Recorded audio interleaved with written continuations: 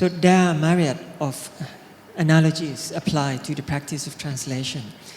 That translation is an act of miming. It's a performance. It's an act of ventriloquism when one performs in the voice of another person. Or sometimes people say translators are decoders, spies, commissioned to unearth the hidden messages buried in the text. So, but of all these analogies and metaphors about translation, the one that seems most practical and least pretentious to me is probably a translation as a bridge that take people across borders. What are the borders and how do we manage to cross them? Or what do we smuggle on our body while attempting to cross? That's the topic that we are going to discuss today. And on stage today, I will introduce our speakers. First of all, we have next to me Chris Andrew. Chris is a translator, poet, and scholar. He has taught, I'm so sorry. He has taught at universities of Melbourne and Western Sydney. Among the books, prose fiction that it has translated from Spanish and French are works by Quarter Adimi, Cesar Aira, Silva Amada, and of course, Roberto Bolaño. Chris also published 2 collections of poems, Cut Lunch and Lime Green Chair, which won the Anthony Hecht Poetry Prize in Australia. Okay. And that's Chris Andrew. And next we have, please let me go over to Hong first. Duong Man Hong from Vietnam. Hong Dong is an independent translator and writer. His practice weaves textual intricacy with visual subtlety to deliver responses and raise questions about diverse art topics. His interest in the dynamics between visual arts and translation is informed by his close observation of global and Southeast Asian socio-political and ecological histories. And last but not least, of course, we have Sawad Hussain. Sawad Hussain is a translator from Arabic. She is a judge for the Palestine Books Awards. She has run translation workshops under the auspices of Shadow Heroes, Africa Writes, Shubak Festival, the Yiddish Book Center, the British Library, and the National Center for Writing. She was the 2022 translator in residence at the British Center of Literary Translation. And myself, my name is Rithdee. I'm a writer and translator based in Bangkok, and I will be the moderator today. Okay, so sorry for the long introduction. Let's begin. Okay, I talk about borders, and our topic today is translation across borders. So borders, it's a simple word, but it opens to a lot of interpretation. What kind of borders are we talking about? Geographical, linguistic, cultural, political, post-colonial borders. And also borders are separate people, things, perception, nationality. So for the first round, would each of you share your thoughts on the practice of translation as an act of working between or across borders? And I know it's a little bit abstract, so if you want to weave in your own story about how you came to become translators, you would be welcome as well. So who would like to start? Maybe Chris? Sure. That's working, isn't it? Yes. How I became a translator, when I was studying languages at university, I felt it was something I would like to do, but it's quite hard to get a first contract. I translated some books of non-fiction for a start, and then I wanted to do fiction, and I had a lucky break in 2001 when I travelled to London and was bothering publishers, usually without any luck. But I did have some luck. I visited one publisher who had just bought the rights to a book by Bolaño, Roberto Bolaño, a book translated under the title By Night in Chile. And this publisher asked me, well, what have you been reading? And I said, oh, I've been reading this Chilean writer, Bolaño, I think he's great. And he said, oh, we just bought the rights, but unfortunately there is a translator lined up to do this. Luckily, the translator either got sick or changed his or her mind, and they needed somebody to do it quickly because it was in the catalogue. So they asked for a sample translation, and then I got that first contract, and a lot of the work I've done since then has flowed from that lucky break. Okay. I guess we're doing origin stories first. Okay, sure. Great. Yeah. Hi, everyone. It's good to see you here. I got into translation. I've been doing literary translation from Arabic for about 14 years now. But as Chris was saying, it's really hard to get your first contract, and I didn't get mine for the first 6 years. So I was doing a lot of translation of cultural content, working at festivals, literary festivals, translating for authors, doing interviews, etc., and doing samples. And I have always known I wanted to be a translator. I think a lot of my colleagues kind of fell into translation. There's this sort of story of the accidental translator. I'm not one of those. I was very much like, I want to work with languages. But coming from South Asia, my family was like, you already speak many languages. We're not sending you to university to learn more languages. So yeah, I mean, if anybody in the audience is dealing with, telling your family you want to be a translator and facing resistance, I'm happy to talk to you about how we overcame that together. Because I was pre-med and then I changed to languages.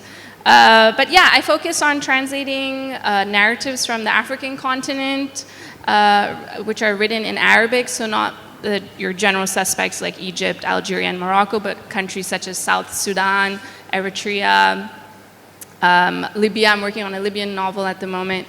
And I'm really keen to come back to your question about borders, but I will pass it on to my esteemed colleague. Thank you. And thank you all for coming here this afternoon. So how I became a translator. So I think you coined the exact term, like the accidental translator. I did not, 10 years ago, I did not intend to become a translator. I studied psychology in a town in the middle of nowhere in America. That did not, appreciate linguistic diversity at all. But I think the term accidental, or like the fall into translation, has a ring to some of us here who are interested in translation. So I started working as an interpreter. I didn't even get to touch the keyboard, right? Like you have to go through steps in order to become a translator. So I get to be an interpreter for an art space in Saigon called San Art, and then I was interpreting for some of their events. And echoing Chris' story, one of their interpreters backed out in the last minute, and they're like, who here can speak English? I'm like, and then they called me in to do an interpretation. But I guess I did a good job, and they invited me back. And after that, I was just like, well, okay, now I'm kind of doing this back and forth. I'm not really sure that I want to go for it. Maybe I should translate a novel, just to see very clearly if this is what I want. And then I was talking to some of the publishers, pretty much just dropping them like cold calls and just like asking people, like, it's a small scene. So if you know one person in there, you just like, can you, I have this idea. Do you think anyone would be interested in this? And it took me like 2 years of just like dropping emails and calls to people. And finally, someone took the idea of the novel. It was Edwidge Denticat, The Farming of Bones. It was the first time a Haitian American writer has been translated into Vietnamese, and it remains on the bookshelves for like 6 years afterward because no one knew what it was. So, but there's that accidental part that you fall in, but then like once you fell in, you made the decision to stay there. And I think the final, like the second decision was more important than the first initial steps. Yeah. So if any of you are interested out there, definitely keep on with it. We can talk more about it later. Yeah. So I think from our stories, it's a combination of luck, of course, and circumstances, and our own interest in literature, right? Or in Hong's case, it's art and literature and translation all mixed together. So to come back to my question and to, of course, stick to the to the theme of the talk, just a little bit is okay, and then we can veer off to wherever we want. So borders, okay, how much are you conscious that your translation, that the act of translating something is an act of crossing into another country, another culture, another landscape? How does that work with you while you are at it? Sawad, maybe? Yeah. Sure, thank you. I think as of late, the way that this has been presenting itself in my translation practice is during the editing process with different publishers. It's this whole idea of what is literature, what is good literature in one language, and what should it look like or sound like in another language. And this border, I'm really feeling like when I'm bringing this book across here, and in order to come across, like, even when you're going to a different country, you're having to assimilate in one way or the other, maybe like, your accent or the way you look. And when I'm translating, so much of what's happening now is there's this new, which when you're writing in like English, for example, you're not translating, it's normal to have things like, they call it developmental editing, where they need to, for example, speed up the narrative pace of a scene, or amplify the sexual tension, or clarify a character's motives. And I am having to do that with work that I have translated, because they're finding that the original work, which was, critically acclaimed in the Arab literary sphere, widely loved by readers, in their view, when you're bringing it into English, we need to make these changes in order for it to sell. But the question is, like, how far are we going? And so there's always this sort of pull. You are requested to do that? To yes, I'm requested. Improve from the original text? Yes, and so I have these long-winded conversations with the author, because a lot of the times they won't, they understand English, but perhaps don't feel comfortable speaking in English about their work, which is understandable. And so I'm this sort of go-between, but the author themselves is conflicted because they want their book to sell, but at the same time, maybe that's like not what they had intended. Like, I think a specific example, I just did a YA novel, a murder mystery set in the Abbasid era, which is like 500 AD in Iraq, about this 12-year-old girl who finds her father murdered in the opening pages of the book, so no spoiler there. And the rest of the book is her, trying to get revenge and find out who did this. But they added an epilogue in the English version because they felt that the Arabic version did not have that sense of completion or, what's the word? Like, closure. Closure. Yeah, thank you. I was like, you will know what I'm looking for. Closure, and at first the author said no, and then we had some back and forth because she had intended to write a sequel. But the publisher was very strong in that they said, well, for this age market, 12 to 14, we think it's important to have a sense of closure. And so the author ended up writing like a draft epilogue, which was then edited and added to, and then we've put that in the translation. So it's like it's the same ending, but a little bit more expanded and in detail in the English. But my question is, like, why are we having to do, this? Some of the greatest works of literature, when we were translating works, in the 80s and the 90s, didn't have to go through all of this, and now we're doing more to these works written in their original languages to make them sing in English. I'm just curious what your experiences have been.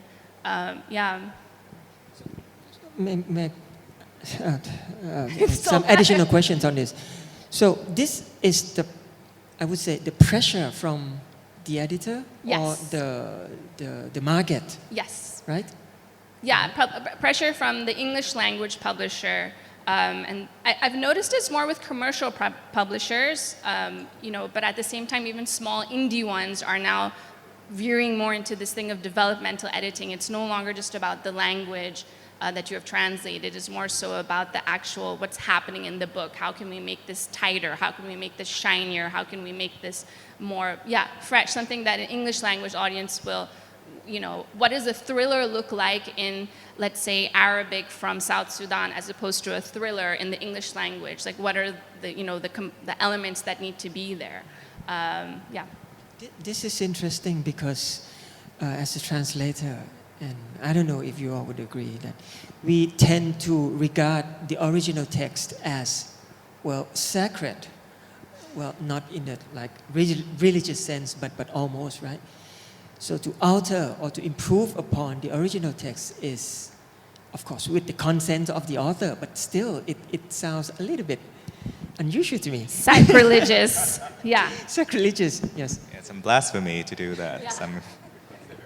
Okay, Chris, you can add on that point, or you may go back to my original question about border crossings. Okay, well, I'll try and do both briefly. I mean, the thing to add is that I haven't had to deal with developmental editing in the translation process in the same way, but perhaps partly because I've mainly worked for one small independent publisher. But what I was thinking about with the business of borders is just how asymmetrical they are, how much more permeable they are in one direction than another. Notoriously, English is a very hard language to get things translated into compared to many other languages. And something that strikes me is how many things can go wrong in the long attempt to get a book over the line. Often a publisher will ask for opinions from a range of readers, not just the translator. So the translator might be very passionate about a book. The publisher will ask for opinions from 2, 3, 4 other people. If one of those people doesn't like it, that's very often enough for the project to fall over. I think I just want to add a little bit. In addition to the content that we're supposed to deliver and the form that is supposed to take in the translation, there's also like this, well, like you said, the marketability pressure, right? Like the cover needs to be a certain way, it has to be a certain colors, it has to be a certain font. And a lot of time, because I work in visual art and literature, so there's always this, well, I'm a little bit anal about covers. If it's a bad cover, and I'm like, I really don't. I don't feel comfortable about having a bad cover for the books that I translate. So it's always like a negotiation with the designer and not only with the editors, the visual editors as well. And you're like, do we want another Vietnamese novel with the conical hat and the paddy fields, and are we repeating stereotypes? And because that's what sells in, you know, the Anglophone market, because these are stereotypical icons that they recognize. But at the same time, you as a translator, you're trying to cross borders, right? You're trying to break those stereotypes. And then you're like, well, how do I navigate these relationships while still, you know, making sure that the publishers understand that there's a need for stereotypical iconoclasm? I mean, and then also like working with the authors and kind of like negotiating between the authors and the publishers. And you're like, well, sometimes you give certain things to get certain things. And it's not always perfect. And when the book comes out, you're like the typo that Pauline was like pointing out was like, there's that one spot that you're like, no. But at the end of the day, I think like after all the trials and tribulations, like we get to the point where we made peace with the fact that we've done the best we could. I think bringing the work here in another form, satisfying both the authors and the publishers. And, you know, I think, and that's why I was thinking like translators don't just work across borders. We work within the border, like that liminal area within the border. We have to stay in that place as well, because we're constantly the negotiator, right? We don't get to be on one side or the other. We get to be in the middle, and we're always in the middle, which is a frustrating, challenging, but also interesting place to observe things, I would say. That's true, and I think you mentioned it, Sawad, and maybe Duong as well. We are crossing border, but the destination, in our cases, is often the English language. I'm translating Thai into English. Chris has been translating French and Spanish into English, and Sawad from Arabic, different kinds of Arabics, right, into English, and Duong as well. So what's our relationship with the English language? For me, in my case, it's a little bit unusual because I'm not a native speaker. I was born and raised in Thailand. I speak Thai with my parents. I I've been speaking Thai all my life. I can speak English well, as you can tell. I can write in English, but I think in Thai. I still dream in Thai, I believe. But then I have to perform this task of translating the Thai language into the target language, which is English. And I think more or less with all of you, it's the same, or maybe not the same. Chris himself, you are from Australia, you speak English, but then again, you have a different kind of relationship with the English language, especially in relation to your practice as a translator. Maybe we can share our thoughts on this a little bit. Yeah, Chris? Yes, I work mainly for an American publisher, so I've never lived in America. I don't speak, as you can hear, I don't speak American English. So there's always something in the translation when it arrives at the publisher that sounds odd or off to them. And sometimes that's deliberate. Sometimes I try to smuggle something across the border. Recently I tried to smuggle the expression to spruik something, meaning to hawk or to try and sell something. I wasn't successful, but I gave it a shot. And sometimes it's accidental. Sometimes it's an expression that I don't realise is an Australianism. So for me to translate the Spanish word fisgon, I would say sticky beak. Sticky beak. Sticky beak. Not busybody or nosy Parker. To me, that's exotic, but to an American, sticky beak is very weird. So I mean, that's all ironed out in the editing, usually quite amiably. But yeah. It brings me back to the first time I heard the saying "up shit creeks with no paddles" from Australia. I was like, "Oh, there are different varieties of English out there." Yeah. Yeah, sorry, before I was just noting down what you had said about us working in the borders. It's so profound. Oh my goodness, yeah, really great. I'm gonna like put on a t-shirt. But this is also something that's come up a few times, is different varieties of English, and I feel constantly being judged for my English. And what I'm expected to sound like, or what my translation is meant to read as. And because some of you may have this, but sometimes people aren't sure where I'm from. I'm from Pakistan. My family is Pakistani, but I grew up in different places. I have a mix of Englishes. I have different languages I feel comfortable dreaming in and speaking in. And so for me, there's no one real, sort of point or language that I feel completely at home, and it depends on the mood, on the context. But what has happened is, in one of my recent translations, one of the editors said, "Oh, this sounds odd, and it must be because you have lived in different places." And I was like, "Okay, yeah."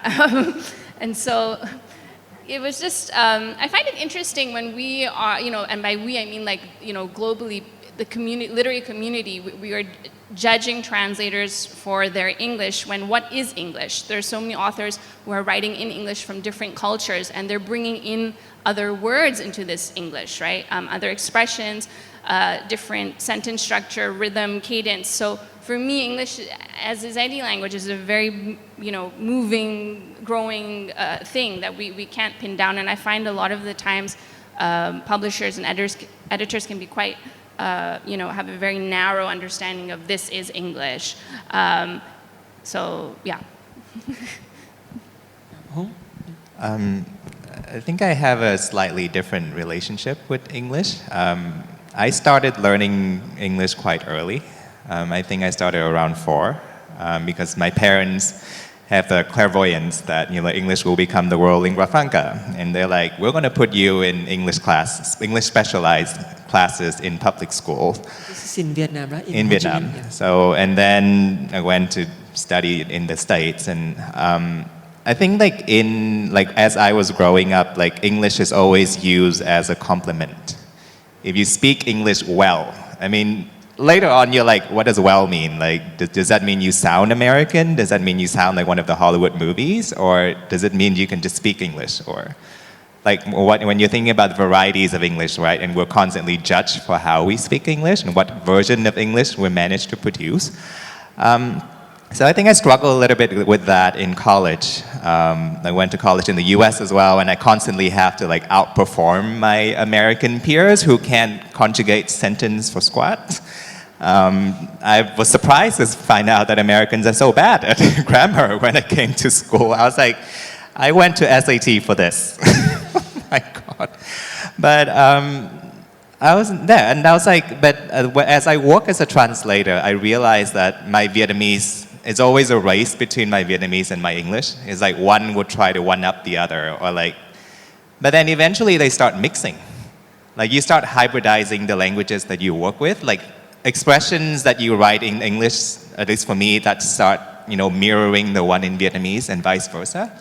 And I think like that's kind of like when you realize like translation and translators become the actual bridge themselves. Like they allow languages to cross through them and mix and hybridize. And it's just this really kind of like, yeah, you feel like a vessel, but like a good vessel. You're just dropping gems here. Oh my, he's just throwing diamonds. Oh my goodness. Like, The medium, you are the medium. Yeah. You allow the other to possess you, right? Yeah, so I mean, now I don't really kind of distinguish between my English and my Vietnamese anymore because they kind of roll in together in this kind of metaphysical, weird space. So I'm actually more interested now in like Southeast Asian languages, like the links between Southeast Asian languages, because we never hear about a novel from Thai translated into Vietnamese. I've been working hard to pitch it, but then the market is like not there yet. And we're just like, how do, like a novel from Pakistan being pitched into Vietnam or like being pitched into a Spanish-speaking countries. So I was just like, well, we have a lot of beef with English. Each of us, I think, sitting here have a lot of qualm and beef with English, but also at the same time, it's the tool that we use to communicate with each other. So I think like to a certain extent, like we make peace with it and we're just like, let's look at other possibilities of using English as the bridge between communities that before don't really get a chance to speak to one another, because we're all sitting here speaking in English. So it's like it helps us connect us together, and I think it's just kind of like release English from its burden, the linguistic burden that it brought on itself. But we can kind of alleviate that a little bit. Would you like to say anything, Chris? Or, yeah. No, you brought this up again, Hong, the fact that we are speaking for the author. So in translation, there's a voice, because when you're reading a book, it sometimes it feels like you are hearing someone speak to you. So who's actually speaking to the reader when they are reading a translated book? Of course, it's the author, right? Because it's the author's voice, it's the author's words that we are reading. And we as translators, we are often told or instructed to keep the voice of the author. We are a vessel, we are a channel through which the voice of the author is passing, right? But at the same time, we all know that this is not possible. We all know that it's us who are speaking, it's us whose voice is being projected through our translated words. So it's an intermingle between two voices, all at the same time. The authors and the translators.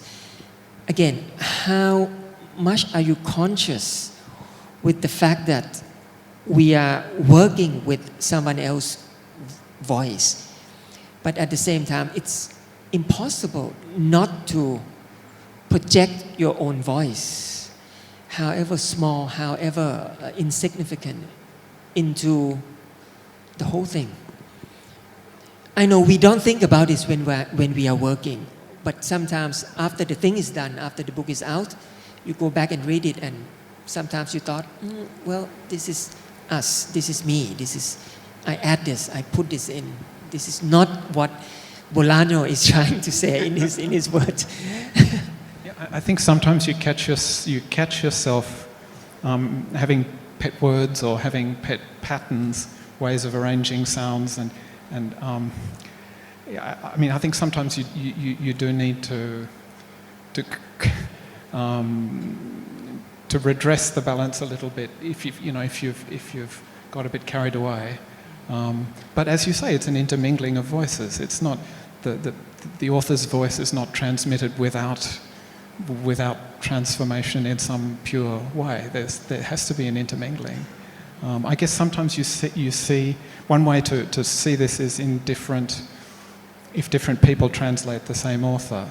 But I think to mention Bolaño, I think he's an author whose voice is so strong that I don't think there's very much difference in the impression that's made by the translations that I did and the ones that Natasha Wimmer did. Sawad? I thought I'd give you a chance to go first, because no, that's okay. Okay, Hong, you go first. Yeah, I think it's a question that we all struggle with, right, as translators, because like, who's speaking, and who gets to speak? I think that's another question we get to ask. Do we then suppress our own voice and allow the voice of the author to speak through us, and accept that we're imperfect medium, or do we just? Because there has been translation where they completely rewrite the story. Basically, I think there was an Icelandic novel of Count Dracula that became like its own version of the story. So, but I was actually thinking about, there was this one translator, Arabic translator as well from Lebanon, Lina Monzer, and she talks about translation. She was translating stories written by women living in Syria and, going through the bombings and witnessing, these horror just unraveling. And she was like, it's a very visceral process. Like you feel, to a certain extent, you feel it on your body. Like you're not just kind of channeling that voice, you feel it to a certain extent. And I think, at least for me, when I translate fiction, there's also another voice, the voice of the character. The character is written by the author, but the character becomes another voice all on its own. And I think sometimes when I put myself in the character's positions, I'll be like, how would the character sound? Regardless of whether it's the author speaking or the translator speaking, how would they sound like? And then I try to translate to emulate that emotions of the characters. Just to kind of like, not avoid, but like find a way to navigate that binary between author and translators, original and translation. Because at the end, you do want to do a good job of depicting the characters and the plot as, as emotionally and physically, psychologically honest as you can. There are different schools in translation that favor one method or the other, and there are translators who pick different methods. And there are translators who mix and match. So just like there are certain sections where they feel like, oh, we need to stick to the author, but there are certain sections where it's like, we need to highlight the feelings of the characters, amplifying a little bit more, and that's where you get to be a bit more personal, I guess, when you kind of like embodying that characters. So I think that's at least my experience in kind of handling that relationship. Yeah. Yeah, I would just add, I mean, as you said, big supporter of the voice of the character. And in terms of, in case, for me, how I go about finding the voice is, I'm always usually reading books in the same sort of genre or a character who has experienced something similar, whether it's trauma or overcoming an obstacle, in books which were written in English while I'm translating. And then while I'm reading these other books, I have a notebook open. I'm like, oh yeah, that sounds like something so-and-so in my book would say, or like this expression that this character is making seems like something that my character would do. So I'm kind of creating this composite, sort of, like a bank of expressions and words for my character. And I was actually going to refer to Anton Her, who was here last year, a dear friend of mine, translates from Korean, and he's given me a lot of confidence that, my reading of the book is the correct one. If we all are to read, if we were all translating from the same language and we all read the same book, we will all come away from it with a different experience because of our own life experience, right? Whatever something in the book might resonate with me that doesn't resonate with you, that, and you are singing about a different chapter that you really enjoyed. And so I think he was just reminding me, because I was working with a difficult author at the time, that like stop questioning yourself. Like you are the translator, you are the reader, your like understanding of this book is important and has value. Because sometimes when you're working with someone who might be constantly questioning your work, you lose confidence in how you're putting the voice together. It takes some time to find your way back. Yeah. Yes. As I said, I think we are very not conscious about this, why we are doing the translation, but some of these questions just revisit us after the act is done, after somebody come up to us, at a gathering like this. Like for example, myself, the books that I have translated are all written by women. I never thought about this, of course, that I'm a man who's translating a woman's books, two women's books actually. And then somebody said, oh, well, you don't sound feminine in the book, And I thought, of course not, I'm not a woman. It begs the question, what does feminine mean? Yeah, exactly, right? exactly. How do we define and femininity? Exactly. If you spread out the pages that I translated, and okay, please show me which part is not feminine or which part is. It would be difficult for that person to point out. But somehow I understand what he's trying to say.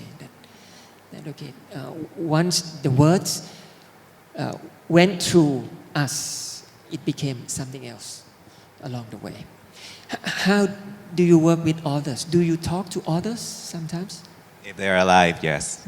Yeah. In case they're alive. I don't think I can do a seance to conjure them. No, because I heard that some writers, like some American writers, they actually work with their translators in different languages. Like you can email them, or if you have questions, you can.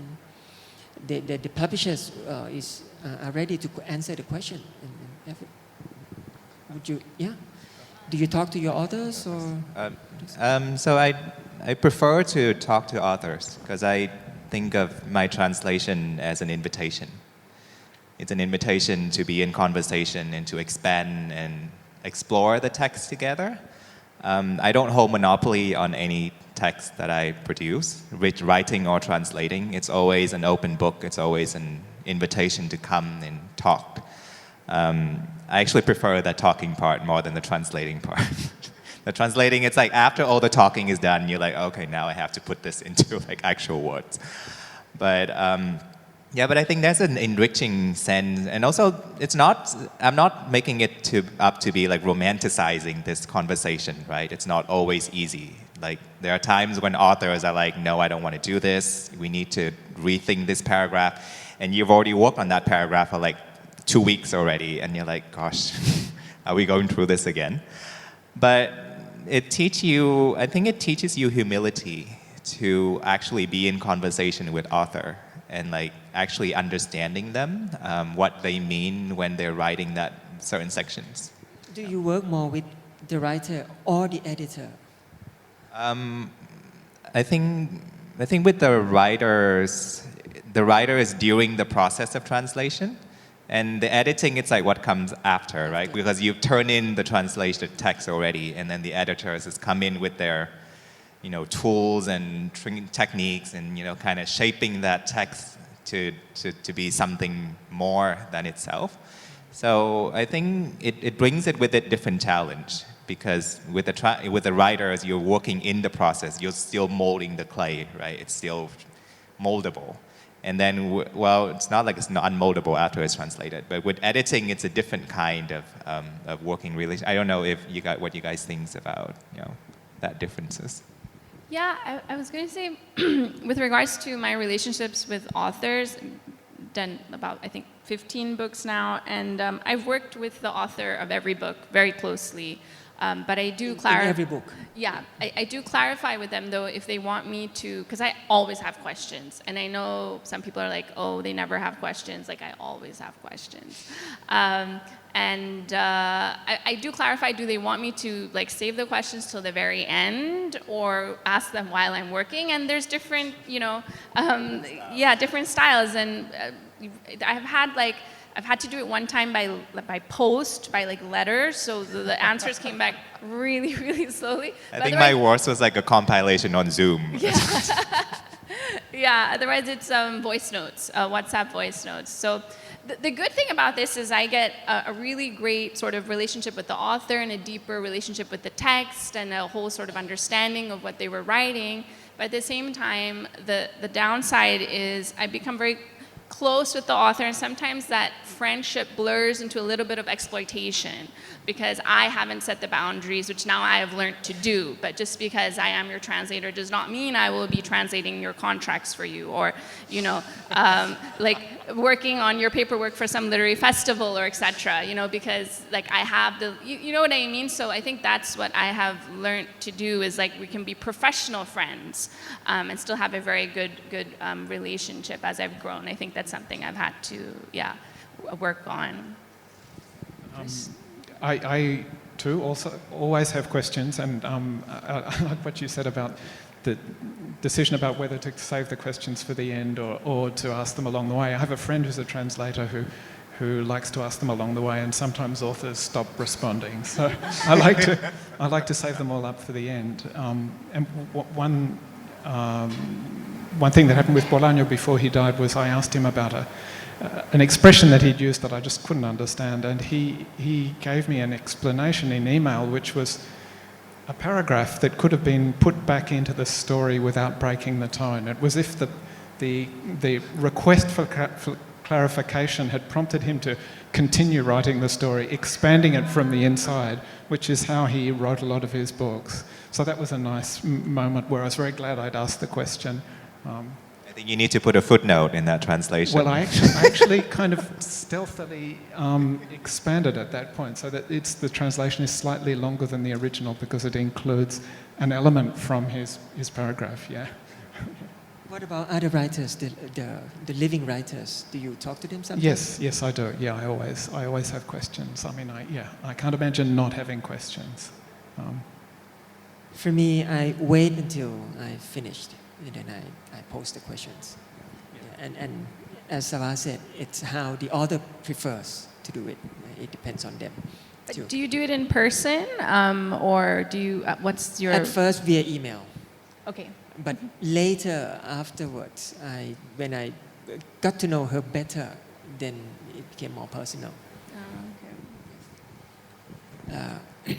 I think this one, we got asked this question quite a lot, or at least for me. And again, we go back to our main topic of crossing borders, and this is linguistic borders, strictly linguistic borders. The untranslatable phrases, the untranslatable passages, something that you feel that in the target language compared to the original language, there's something that cannot be smuggled across. Of course, I say linguistic borders, but actually it's also cultural, it's also political, it's also historical borders.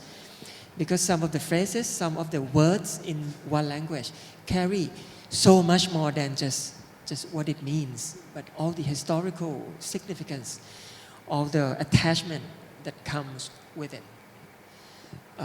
And sometimes we feel that, okay, we are at the end of the road, we cannot translate this, or we have to sacrifice so much by choosing one or two English words to describe this, when in fact you can not use one or two words. You need like 1,000 years of experience, 1,000 years of culture to understand this phrase, this word. I don't know if you can give any example from your respective language, or your feeling about this untranslatability of words or passages or texts. Hong, maybe? Or Chris, maybe? Yeah. I think you often feel at the start, almost always, that there's something in the text that's untranslatable. And I don't know how Sawad and Hong, how you go about this, but I often leave a placeholder solution and then continue, and then by changing the context, by chipping away at the context for the apparently insoluble problem, the context shifts, and so the parameters within which the solution has to be given change, and eventually you come up with something that hopefully works not exactly in the same way as the original works, but in a way that can serve as a match. It's never going to be exactly the same thing, but hopefully it's a match, a satisfactory match. But there are so many kinds of untranslatability, that there's the culturally specific concept, the kind of thing you were mentioning. One thing in Spanish is the word tertulia, which means a kind of gathering at a cafe at a regular occasion, usually men talking about something like politics or literature or bullfighting or something like that. That's a hard term, but every language has got plenty of terms like that are culturally specific. Wordplay is very, very hard to... everyone must struggle with that. And often that's a matter of compensation, so the wordplay might be shifted slightly. There might be another place nearby where a wordplay can be used. So, sorry, Chris, you mean, so it's not about a specific word, it's about reworking the whole context of a paragraph, let's say? It's often about keeping that apparently untranslatable segment in view while everything else shifts around it.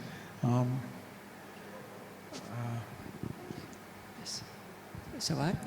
Yes, yeah, sorry. I was just touching upon, Chris, what you had just said in terms of finding, perhaps, if I've understood you correctly, like the solution elsewhere.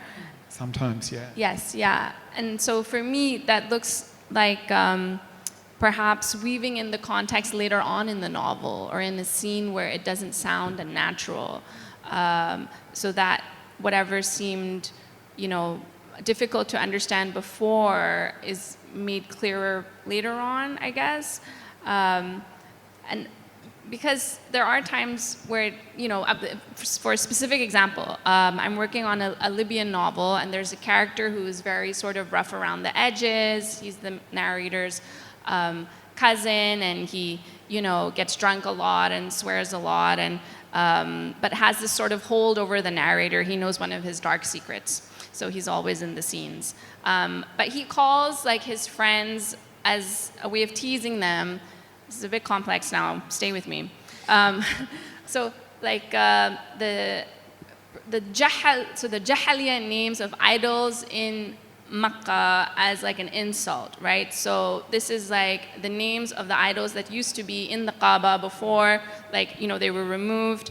And one of them is Sanam. And so when I asked the author this, I'm like, okay, what is the relevant, how deep are we going in here, and he's like, no, he's just using it like that. And I was like, okay, that's actually worse. Because, I'm like, so in terms of what it's revealing about this character is that this character does have a deep-founded sort of understanding of Islam, but is actively rejecting it and using it as an insult. Now, how am I bringing all of that across? I'm still figuring it out because I'm still translating the novel. But some things that I'm working with, a few of my colleagues have suggested, keeping the word, but making clear that it's an insult, either from the reaction of the character, or, working with the context, massaging it that way. But at the end of the day, this is not what the novel is about. It's not the baseline of the novel, so it's also a question of how important is it to keep it. But yeah, so I'm still working through that. I don't have a solution yet. I think it's a test of, how obstinate you are in tackling this term that you want to bring across to another language. I think because there's that drive within translators, we need to get this in perfect expressions, or pick the exact words for it, because words are what we live by, right? So I'll give an example from the visual art scene, because you guys have talked about literature. So visual art scenes, contemporary art, it's peppered with terms that are untranslatable, particularly with people, things like new concept, new practice, mediums even. What are these artists using to convey to the audience who have no idea what these things are, or very limited exposure to it?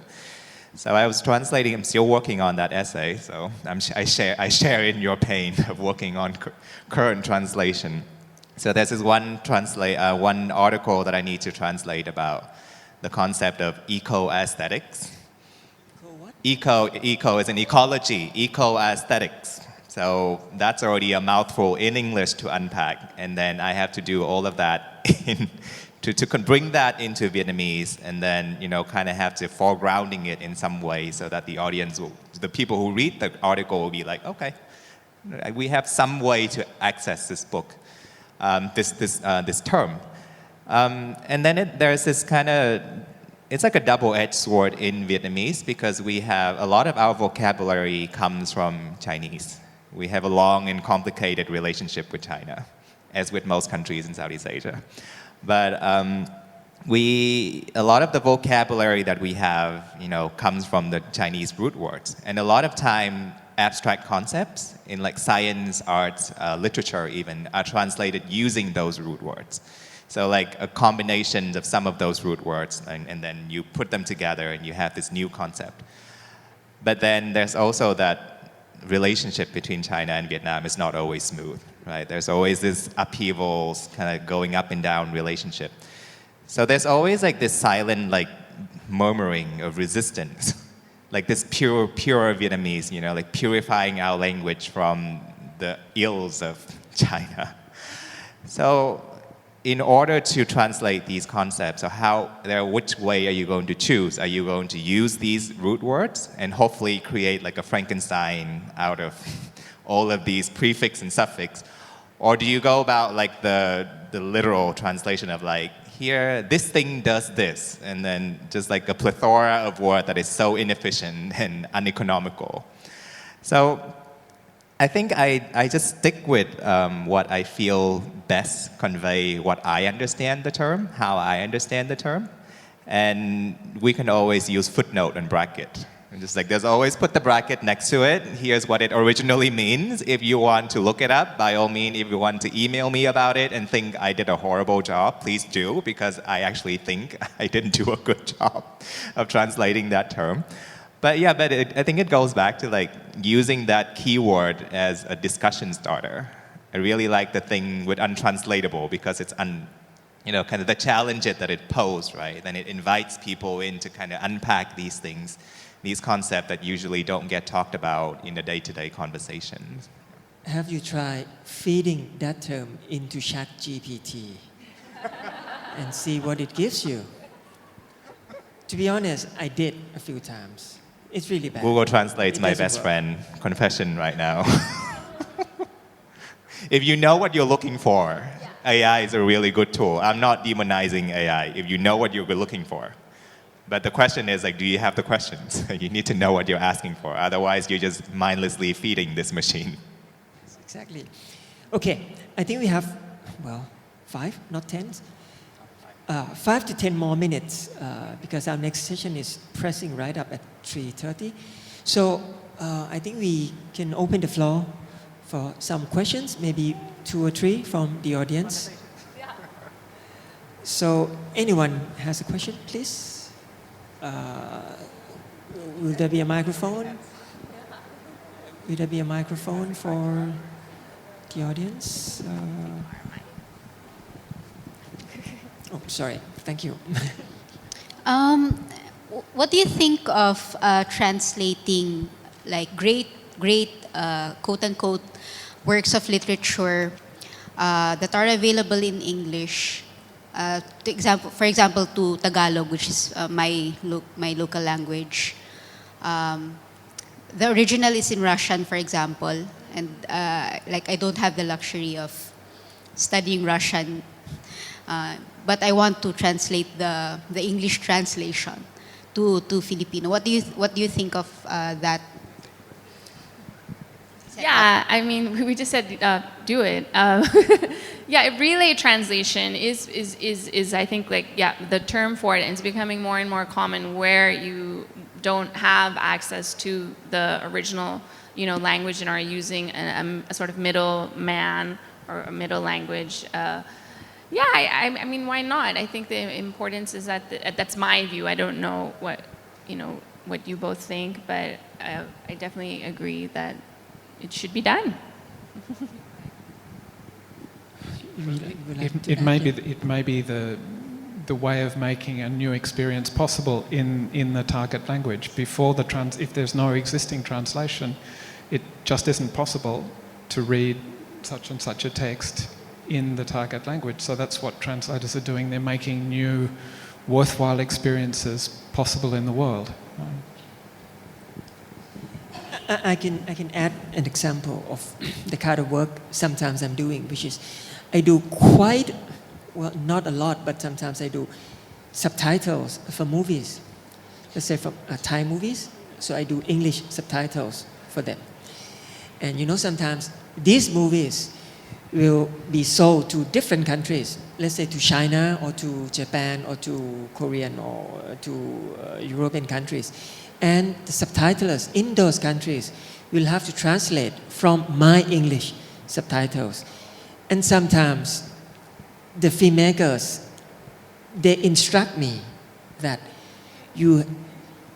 I have to, keep the English subtitles as close to the original meaning in Thai as possible. Do not play around too much, because once the English subtitles have been translated into other languages, the further it will get away from the original meaning.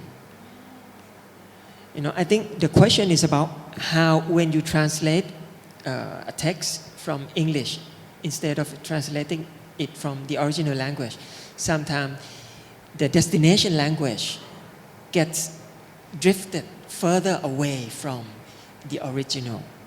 I think maybe that's the gist of your question, right? I think there's always certain degrees of distance from the translation to the original text. Well, in this case, not the original text, but like another translation of it. But I think, the oldest books in the world, the Bible and the Quran, are passed on in the same way, right? Some of the oldest books in the world are passed on in the same way. Started with not even Latin, like the Hebrew, and then through Latin, and then to other languages spread across. And I think it goes back to what we're talking about, like, so whose voice is it, right? But also at the same time, it's like we're translating our experience, reading the English version of it. And I think I personally would make a note in a prologue, or like a translator's note, saying that I have translated this from the English translation. Just to clarify that to the readers, it's like this: you're reading the experience of someone who doesn't have access to the original language, but can access a second translation. And I think it's fair to say that, not all of us have the luxury to just study Russians. It takes certain status and positions to be able to just do that and then have a career out of it. So if all you have is English, by all means do a translation of it, but make sure that you clarify it with the readers and just be straightforward about it, I think. Yeah. Okay, maybe one or two more questions? Okay, we have a lot. I'm sorry. Okay. Thank you. I wanted to ask, you touched on this a little bit, but I wanted to ask, if you're translating a text that is written in very colloquial language or a dialect, how do you deal with translating that into another language? Are you expected to kind of turn it into just standard English or Arabic, or do you actually bring in some kind of colloquialism or dialect? And if so, how do you choose that? That's a super difficult question. It's a really interesting one practically too.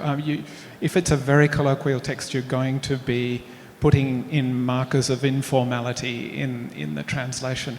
But one of the problems with that is that most of those markers are regionally marked as well. So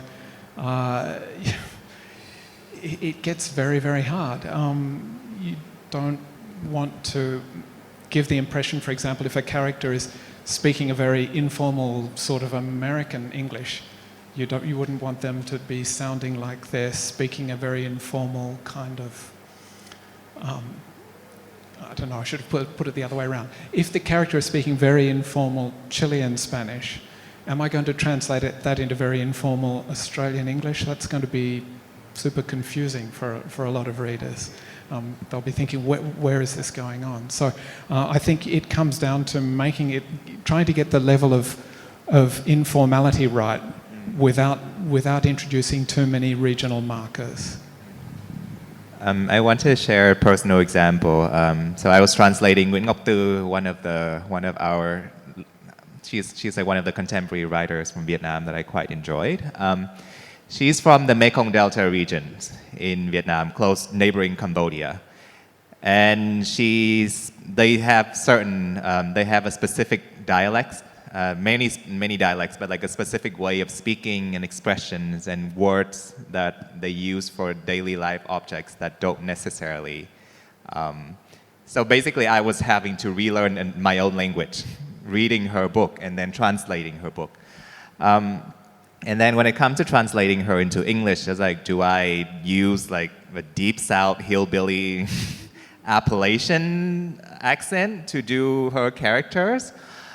But then, you know, we come to social stigmas, right? Because with informality and like colloquiality comes stigma.